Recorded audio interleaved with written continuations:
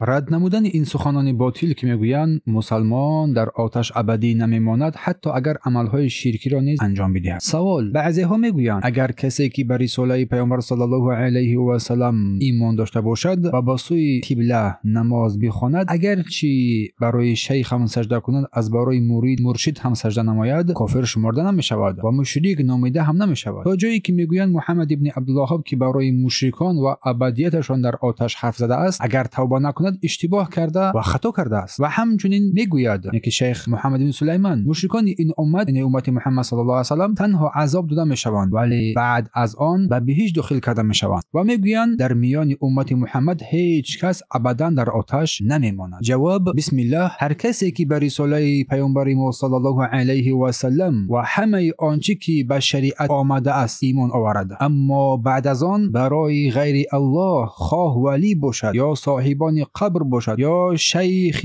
راه و طریقت باشد، سجده کند، کافر و مرتد از اسلام حسابیده می شود و مشرک به غیر الله سبحانه و تعالی در عبادت می گردد، حتی اگر هنگام سجده کلمه شهادتین را هم با زبان بگوید، زیرا عمل او، سجده او از برای غیر الله، سخن او را دروغ شمرده باطل می کند. اما ممکن است که اگر از روی جهالت و نادانی باشد، قبل از فرو آوردن عذاب بر او عذر داده شود، یعنی برایش علم و دلیل بیان گردد و 3 روز مهلت داده شود تا شاید برگردد و توبه کند. اگر پس از شرح و توضیح باز هم به سجده برای غیر الله پا فشاری کند، برای مرتد یعنی ارتدادش کشته می شود بر اساس حدیث رسول الله صلی الله علیه و سلم که در روایت بخاری است. میفرماید من بدل دینه فاقتلوه، هر کسی که دین خود را عوض کند پس او را بکشید. حدیث 3017 و 6922. این حدیث را امام بخاری از ابن عباس رضی الله عنهما روایت کرده است. پس پیش از تطبیق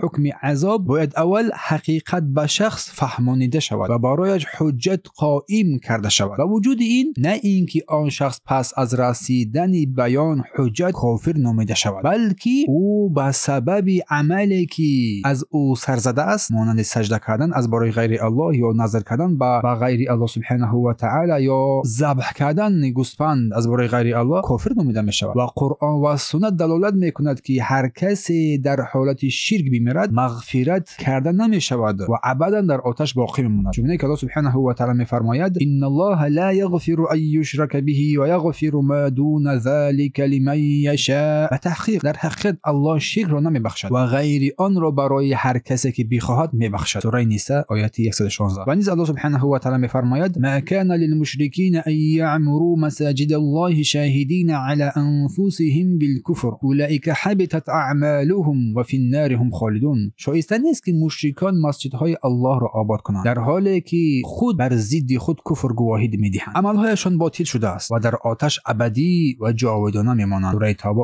و توفیق از جانب الله سبحانه و تعالی است. و صلوات و سلام و درود به پیامبر ما محمد صلی الله علیه و سلم و آل و اصحابش باد. فتاوای لجنه دائمی و تحقیقات علمی و افتاء مجلد اول صفحه 220.